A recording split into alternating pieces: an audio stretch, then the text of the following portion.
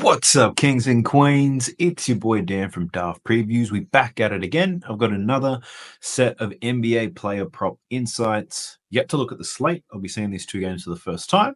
As always, I'll tell you what I like, tell you what I don't, tell you what my insights are. And if that sounds interesting, let's go.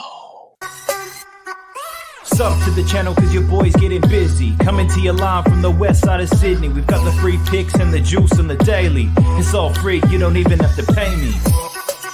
Jumping into Props Madness, you know the way that we always do. If you want to check out this tool, you get a 7-day free trial and 25% off if you use the code DAFT when you sign up. Quick recap of what we went through yesterday. Pretty decent look in terms of picks. Read that Denver game, somewhat okay. Max Strus delivered for Cleveland. Tyrese Halliburton played good for those of you who were listening, depending on how Cleveland going to play defense. If that 3-2 zone, if they gave up on it, Hallie was going to cook. And Hallie was cooking today. But had some success with some unders. So today I'll be keeping an eye out on that. But we'll see. Got some really interesting things here. Betting throughout these playoffs hasn't been the best. Been difficult for a lot of people. But I will say this.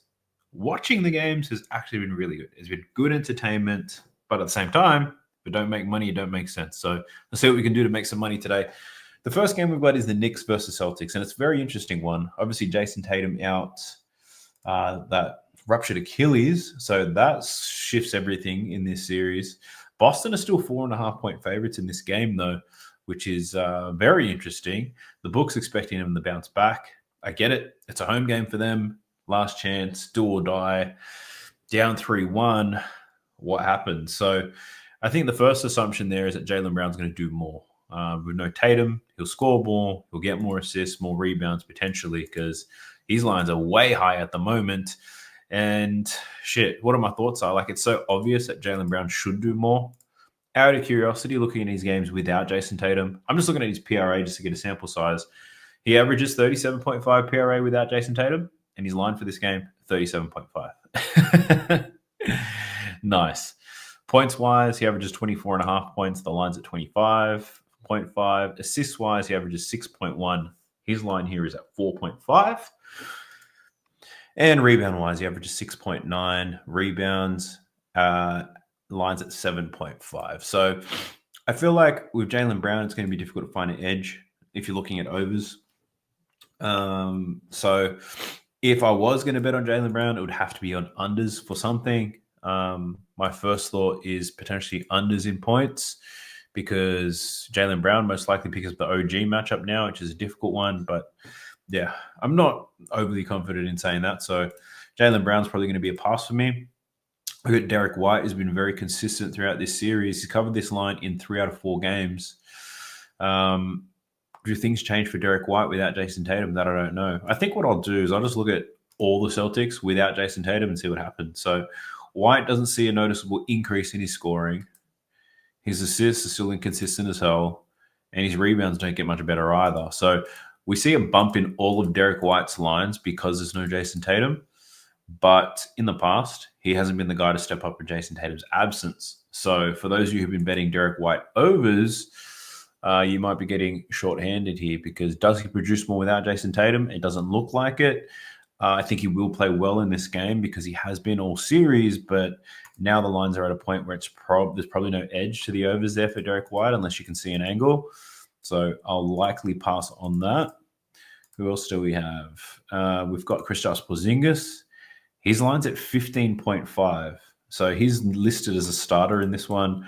Porzingis projected to play only 26 minutes, though. So that's a really interesting one because Porzingis has been quiet as hell in this series. Played 24 minutes in the last game, only scored 7 points. He's finding it difficult. So if he's only going to play a couple more minutes than he did in the last game, does the under 15.5 points make sense? Because how do they price this? Without Jason Tatum, he averages 22.8 and 31.3 minutes per game. So he's probably going to play 25 to 28 minutes in this one. I can't help but think that 15.5 is a little bit too high. Maybe it's a recency bias. Rebounds at 6.5. I'd probably do some math to see like how many points is he averaging a minute, how many rebounds per minute. But at first look, the Kristaps Porzingis one, that's a little bit too high. Peyton Pritchard has had some good games without Jason Tatum. He averages 18.5 points without Tatum in there. But obviously, there's a few games here where a lot of the other star players are missing as well. So his numbers are going to be overinflated. Let me add some of these guys back into it. Assists, 2.5. Rebounds, 3.5. Peyton Pritchard is projected to play 30 minutes in this game, played 20 in the last game, 35 in the game where he went off. So 30 minutes is quite high. We've got Sam Hauser, who's a game time decision as well. Drew Holiday started this series off quite strong and it's gone a little bit flat. Points of that there, assists, rebounds. So, yeah, the numbers without Tatum for all of these players, nothing's really screaming out to me. So, can't really work on that. What we can anticipate, I think if we just put data aside for a second, what should happen here? Al Horford's going to see a lot more minutes than he has been. That's one thing we need to look at. Al Horford. So in the last game, he played 38, 35. So 38 minutes in the last game. Close to the most. That's what you can expect to see from him in this game. About 36, 38 minutes, I think. Didn't see many rebound chances, though. So no Tatum. The actual gap that leaves somebody to defend Karl Anthony Towns. And I think that's going to be Al Horford a lot more. And I think what this is actually going to open up is the other side. Jalen Brunson's going to have a field day in the pick and roll if Kristaps and Al Horford are both going to be on the court. I think that really helps and supports the Jalen Brunson look, if anything. So I might be looking at this Boston thing the whole way, the wrong way around. It's like Jason Tatum's not there, so somebody else has to produce. And I think they will, there's going to be some players who do produce, but at the same time, the books have moved the line anticipating certain players producing. So what I'm saying here is that without Jason Tatum, there probably isn't an edge on betting an over on any of these guys. They've bumped everybody's line up a couple of points. Brown's gone up by 5 points. Porzingis has gone up by like 8 points. So we're looking at 13 extra ones. Peyton Pritchard's line's gone up by 6 points. That's close to 20. Al Horford's line's gone up by 3. Cornette's line's gone up slightly. So pretty much what Jason Tatum was averaging in this series, if you look at how much everybody else's line has moved up by, it pretty much covers the Jason Tatum thing anyway. So there might be an edge here for betting an over for Boston, unless you foresee like a Boston beatdown or Boston really exploits something in this Knicks defense, which I don't feel too confident about anyway. So I think out of anyone, who do I think is going to score the points? I think it's going to be someone like a Derek White. He's been playing extremely well. If anything, no Tatum means he's going to see more volume. He's been their most consistent scorer outside of Tatum, I'd say. So, yeah, I'd probably say Derek White is the guy to overachieve, but I don't say that with too much confidence. But looking at the Knicks, this is where it gets interesting. I'll probably put some bets down on the Knicks the more I think about this. Jalen Brunson on the road, chance to eliminate Boston, no Tatum. And what that means is Jalen Brunson is going to have some easier switches when it comes to that pick and roll. So it probably helps in his scoring. He just scored 39 in the last game. He was excellent. Line at 27.5. The line hasn't moved. His line was at 27.5 in the last game. So despite the strong output, his line remains the same. Jalen Brunson's not going to die wondering. He's going to take a lot of volume here. And yeah, they lose a very strong defender in Tatum in what he does. So that might open up Jalen Brunson points. His assists at 6.5. He managed to rattle off 12 assists from 13 potentials in that last game, which is crazy. But he's been crushing this assist prop as well. Is the look points and assists? Is it just points? Is it assists alone for Jalen Brunson? Could be. I'm not overly keen on betting Jalen Brunson assists, but it feels like he could really finish on 6 or 7, although he has been finishing on 7 quite a lot. So Jalen Brunson assists could be something I entertain, but I really do think this opens up a good opportunity for him to score some points. We've got Big Zesty, Karl Anthony Towns. He's had 3 strong games against Boston. In that last game, he didn't see as much volume, 11 for 15 in the end, but he sat a lot in that fourth quarter as well, which is rather strange, and he struggled shooting from 3. So didn't make any threes, but he shot 73% from the field, which definitely supports the play. 19.5 is the line. It closed at 18.5 last time because somebody with a respectable account happened to bet the under, and everybody followed that. But Karl Anthony Towns going to see more Porzingis, more Horford. I think he's going to probably rely more on perimeter shooting. With Tatum, he was happy to attack the rim, With no Tatum, he probably settles a little bit more than he normally would, which I think is a bad thing. So today might be the day to bet the under on Karl Anthony Towns. I know his hand is busted up. Assist wise, he doesn't get any of these. And then rebounds. I bet he's over 11.5 rebounds, as you're probably aware. He didn't get there because that bullshit happened in the fourth quarter. He had 11 rebounds at the end of the third. But now the line's opened up at 12.5. So even though he went under, the line's moved up. And the books aren't often wrong about this. So at 12.5, I lean to Karl Anthony Towns over on boards. I really do. I just don't know if the balls have played after he broke my heart. But typically, when I bet on a player and they lose, the next game is when they bounce back and they hit it anyway. So, yeah, Karl Anthony Towns, I do like his over in rebounds. I think we might see some regression here when it comes to scoring. I don't think he can shoot 73% again. And if he's only going to be taking that many shots and he's only going to shoot one free throw, yeah, I don't like his chances. So, Karl Anthony Towns, lean to the under in points, lean to the over in his rebounds. We got OG and Anunoby. So OG came back to life in the last game, very similar to Mikal Bridges. They both got it popping. It's interesting. Do the Knicks, I said it last time, I said the Knicks, in order for them to win or stay competitive, they need to get more out of OG and Mikal Bridges. And yeah, so now it's happening. The question is what happens next? Shit, it makes sense to keep OG and Mikal Bridges involved, but it made sense to do that in game 2, right? But they didn't get them too much involved. So I don't know what the response is going to be here from OG and the Knicks. So I'll probably pass on OG. Even Mikal Bridges, great game. I'll probably pass on him because I don't know how things are going to be. What I can be sure of is Jalen Brunson's going to see a whole lot of ball. That's what I'm sure of. But does Mikal Bridges get as heavily involved as he was in the last game? That I'm not too sure about. We've got Josh Hart. Josh Hart has gone under his points line in 2 straight games. I bet he's over in the last game, but he didn't see the volume and he shot poorly. Points line's at 11.5 now, so it's come down a little bit. So the books aren't expecting him to play as well as he had been. Rebounds and assists had not been cashing for Josh Hart in the last couple of games either. So potentially looking to fade Josh Hart. He's gone under his assist line in every single game. I'm just looking at the potentials. 8, 6, 7, 9. So out of curiosity, on the season, when he gets between 6 and 9 potential assists, when he gets between 6 and 9 potential assists, he's hit this in only 6 of his last 27.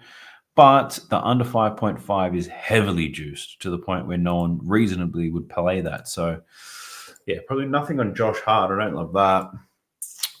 And who else we got? McBride, Mitchell Robinson off the bench. Mitchell Robinson, I liked his rebound off the bench last time at 6.5, and he still covered that with 8. He was excellent in the 25 minutes. I wouldn't be surprised to see Mitchell Robinson see similar amount of time and get these rebounds once again. His points line is still at 4.5. Was at 4.5 last time. No Hacker Robinson, so they didn't send him to the free throw line in the last game. So I feel like in this particular game, they possibly could, because it looks like they do it every second game. Now the Celtics, the Knicks probably not anticipating it. Hey, I feel like Mitchell Robinson can cover this 4.5 points. I just feel like they didn't hack a Robinson last time. No Tatum weakens the Celtics a little bit. And if the Celtics need to get this game under control or it's getting out of control, they could resort to fouling Mitchell Robinson to slow things down and resettle stuff. So, yeah, it's an interesting look. But Mitchell Robinson, I think he can get over his points. I think that we might be seeing some fouls here for Mitchell Robinson. But outside of that, not loving too much, which means, and if I'm not loving too much, it means there's probably some value in some unders in this game. So if we're thinking about unders, what have I got? I think Jaylen Brown under his PRA could be an interesting look, because without Jason Tatum, he pretty much averages where the PRA is set right now. And we're in the playoffs, so we've got to factor in that this is going to be difficult for him. And he's going to deal with OG Anunoby. And let's not forget the fact that Jaylen Brown had his injury troubles not too long ago, and I doubt that he's 100% right now. So with all things considered, yes, he does see extra usage. 28, well, probably not actually. 28% usage rate without Jason Tatum in these games. On the season, he averaged a 28% usage rate as well. So even though Tatum wasn't there, his usage rate still remained the same. So yeah, Jaylen Brown under his PRA. I think that could be a wave here. Could be a look. I'm thinking that could be. All right. I just took a mental note. Apologies. I just went quiet for no reason. But yeah, if I'm uncertain about a lot of these, it probably means they're going under. Jaylen Brown unders, that has my attention. Kristaps Porzingis has my attention because he doesn't look right. He's not shooting the ball very well. He's not moving very well. So that makes sense. I really do think we could see some strong scoring here from Derek White and Peyton Pritchard. And then looking at the Knicks, Jalen Brunson I'd supported over. Karl Anthony Towns I lean to the under in his points. OG Mikal Bridges I have no idea. And that kind of impacts Josh Hart. So if Mikal Bridges and OG do nothing, then Josh Hart's your guy. So if you're betting live, watch this Knicks team and how their offense is flowing. If OG and Mikal Bridges are not seeing volume, then Josh Hart most likely has a big game. Let's jump into the next one. We've got the Warriors versus the Wolves. I'm not overly excited about this game. The Wolves are the much stronger team on paper. The Warriors find a way to fight and keep things close. But this game being played in Minnesota, 11-point spread, the Warriors facing elimination. The Warriors can win this game. There's potential for Steph Curry to come back in the next one. We shall see. But let's talk about it. We've got Anthony Edwards. He scored 30-plus in the last 2 games, 36 and 30. His line's at 27.5. He's shooting a very high percentage all of a sudden. He's hitting him from 3. He's not even getting to the free throw line that much, but he's killing him from 3, and he's absolutely cooking in the second half of games. I would lean to the over here, but for no reason than the fact that Anthony Edwards is good enough to score 28 points, and he has been doing it lately. There's no real sweet science to it. The assist line at 4.5, even though his potential assists are not there, this Warriors team just collapsed. Like their defense, they just collapsed. That last game, they just gave up at some point. So that's happening. Anthony Edwards not getting rebounds. That's an interesting one. The first 2 games, he was rebounding like a crazy person, and then the last 2, he's really come back down to earth. So probably no looks on him. We've got Julius Randle, who's also been scoring out of his mind. Over the last 3 games, he's gone over this 21.5, scored 31 in that last game. Absolutely torched the Warriors, killed them in isolation, killed them in spot-up shooting. Julius Randle was playing great. A lot of people were betting on his assists. He didn't get there, didn't even see close to the potential assists he saw in the last game. I bet on his rebounds line, and he had 5 rebounds at halftime. Then he finished the game with 5 rebounds. So Julius Randle kind of fell asleep once the game wasn't competitive anymore. So I'm not overly interested in betting on Julius Randle. We've got Jaden McDaniels, though. He scores 10 points in the last game. He was 4 from 8. Line's at 12.5. He's not taking much volume from deep. So I'm not too excited to bet his his points or his assists, but rebounds. He had 13 rebounds in the last game, 19 rebound chances. And watching that game, he was defending who he was meant to be defending, which was a lot of Jimmy Butler. But if you remember, Jimmy Butler was not aggressive at all. So Jaden McDaniels was just scooping up all these rebounds because Jimmy wasn't doing nothing. He didn't pose a threat. Jaden McDaniels is an absolute beast. I'm assuming a lot of people are going to bet his rebounds after that last game. I'm not foolish. I am foolish. Sorry, let me take that back. But I'm going to go out on a limb here and say that is an outlier for Jaden McDaniels. He'll probably do that every 10 to 20 games. Can he do it again? Sure, but will he? I doubt it. So 5.5. I think that line's probably just about right. We've got Naz Reid. So he only scored 5 points in that last game, 9 points the game prior. You could argue that he's due for a nice bounce back spot here. Back at home, in the 2 home games, he had 19 and 11 points off the bench. He was playing 30-plus minutes. On the road, he hasn't been seeing those extra minutes, which is strange. But, yeah, probably lean to his over. I keep thinking that he's due. Dante, man, he sucks. He just sucks in the playoffs. I don't think we can bet on him yet. Rudy Gobert, he sucks as well. He's not doing anything to flash. And it's kind of hard to get a read on Rudy. So we got Mike Conley. He's scoring points for some old reason. Mike Conley actually filling up the stat sheet, believe it or not. I can't tell you why it happens. It probably helps that Dante sucks, so Mike Conley probably gets a couple of extra minutes. And then we've got Nickeil Alexander-Walker. So he has a good game every 2 games, by the looks of things. 13 points in the last game, didn't miss a shot. Despite the strong output, they've still got his line here at 4.5 points, 5.5 points In the last game, it was 4.5. Now it's 5.5. Doesn't change things too much. He's not going to see a whole lot of minutes, that's for sure.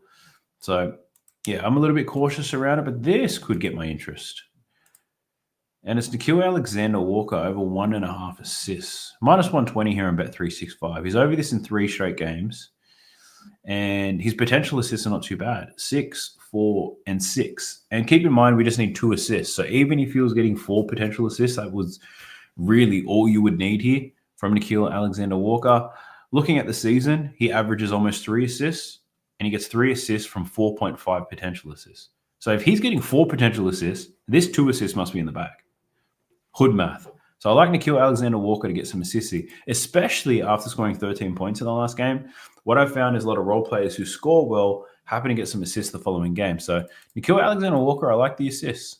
Got to tell you, I'm probably going to bet that. I do. Then we head into the Warriors. We got Jimmy Butler.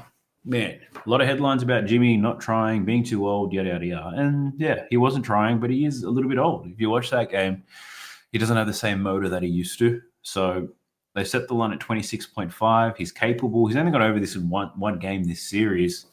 I can't help but lean to the under, but got to put some respect on his name. It's playoff Jimmy. It's his time to show, right? If he sucks again, then next year, if he's playing and if they make the playoffs, playoff Jimmy does not exist. But this is his last chance to show out. I bet on his rebounds in the last game. He finished with 6. He got close. I'm very tempted to bet it again. But this game is on the road. But even in road blowouts, he still managed to cover it. But I don't want to be the guy that just bets Jimmy Butler rebounds every single time. So I'll probably pass on that. But if I had to bet on Jimmy, rebounds is what I'd be looking at. We've got Jonathan Kuminga. He's had 3 strong scoring games. His line's now at 18.5. Had only 13 shots in the last game, but he got to the free throw line as well. I think the Wolves are happy letting Jonathan Kuminga play. As long as they shut down Jimmy, they'll win this game. So Jonathan Kuminga, he's going to be their top scorer. I doubt that they beat us. So Jonathan Kuminga, I liked it in the last game and I didn't bet it. I still like it now, and I'm probably not going to bet it because I'm stubborn and I'm always worried that I'm taking this too late. But yeah, the rebounds could be an interesting look. Assist-wise, not getting any potential. So if Jonathan Kuminga gets that ball, he's shooting it pretty much. We got Buddy Hield. Line's at 13.5. He's kind of fizzled off since his big game at the start. Assist-wise, nothing. Rebounds, getting close. I'm not interested there. We got Podziemski. He continues to struggle shooting the ball. His shooting percentages have been awful in this series, and they're not getting better. I bet he's over in rebounds in the last game, and we saw how that happened. Only had 7 rebound chances because the Minnesota Timberwolves were blazing from deep. So chances are he bounces back, but I'm not willing to take that bet. If I had to bet on Brandon Podziemski, it would have to be this under, because even in 14 shots in the last game, couldn't get there. So, and I think it's just him in this series. He just can't get it happening. His shot percentage is poor despite the opportunities. We got Draymond. Draymond had a great offensive game, 14 points. He took 14 shots, so he's 6 from 14. Quite aggressive game there from Draymond. And because he was shooting the ball so much, he didn't dime up, only had 2 assists.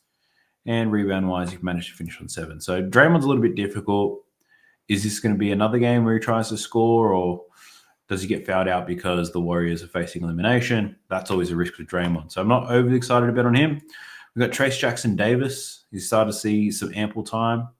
19 minutes in the last game. Only had 5 points, though. Only got 3 rebounds against a line of 4.5. So Trace Jackson-Davis, potentially looking at it under his PRA. Under 10.5 points, rebounds, and assists, because if Trace Jackson-Davis isn't effective in the limited time that he's going to get, then they just don't play him ever again. He starts the game, they test it out. Can Trace Jackson-Davis play well today? And if he doesn't, they just don't play him anymore. So I'll probably lean to that. Probably won't bet it because I'm a coward.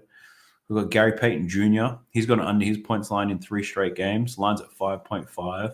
His minutes are very up and down, but he did miss a lot of easy shots in that last game, I must say.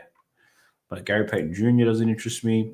Kevon Looney, he started to see some decent rebounding, I'd say. 14 and 18 minutes. It felt like he played a lot longer than that. But even in his limited time, he's covered these lines pretty nicely. Rebound-wise, lines at 5.5. He had 8 rebounds from 11 chances in the last game. So 8 rebounds in only 14 minutes, 6 rebounds in 18 minutes. This game he only played 3 minutes, And then in this one, he had 14. So in terms of consistency, we're seeing great rebounding from Kevon Looney.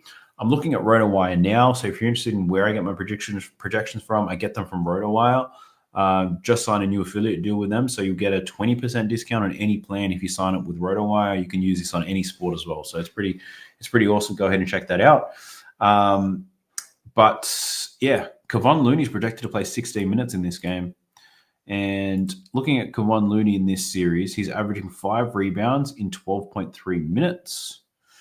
So if I do some hood math around it, 5 rebounds in 12.3 minutes, which means he gets 0.4 rebounds per minute.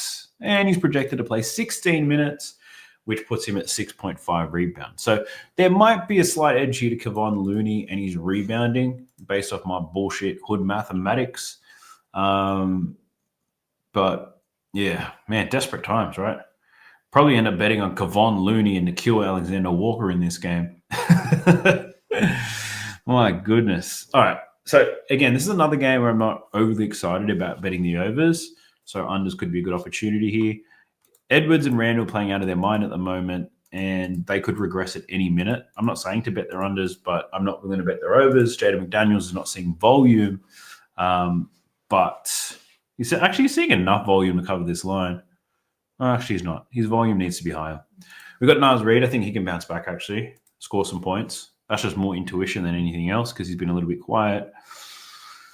And in terms of unders, Jimmy Butler unders, I'm really leaning to it based off what I've seen, what I saw. But we might see if you've got some dog in him. I'd love to hear your thoughts on that. Let me know in the comment section. Does Jimmy Butler bounce back, or is this the end of Jimmy as we know it? Kuminga should score. Under Podziemski is going to be sweaty because he'll play a lot of minutes and he'll still take a lot of shots, but that's what I'm thinking, similar to Trace Jackson-Davis. So, yeah, it's an interesting one. I'm not getting overly aroused by looking at this thing. There's probably only a few things that have stood out to me that I would likely play. But I guess now's the perfect time to be responsible, right? Like if you're looking at a slate and there's not too much that you love and that you think are worth betting, then just don't bet it. So it'll likely be a lower volume day for me on the NBA unless I run into something else, see what types of looks I can find. I'll dive a little bit deeper, but that's just the NBA playoffs right now. I'm sure they're going to be great games to watch. Tough as hell to bet on. My best bet is to bet these games live. You'll get your own insights. You can watch to see what the hell's happening. But I do honestly appreciate you guys if you made it this far in the video, all the wonderful comments, everybody that's supporting the channel, everyone that's supporting me despite the difficult times I've had with betting, despite the difficult times in my personal life. A lot of you guys have been very supportive throughout. So just want to say thank you for that. I do wish you the best of luck. I hope you absolutely cash out on this game, and hopefully they're great to watch. I'll catch you in the next one. Peace! Sub to the channel cause your boy's getting busy. Coming to your line from the west side of Sydney. We've got the free picks and the juice and the daily. It's all free, you don't even have to pay me.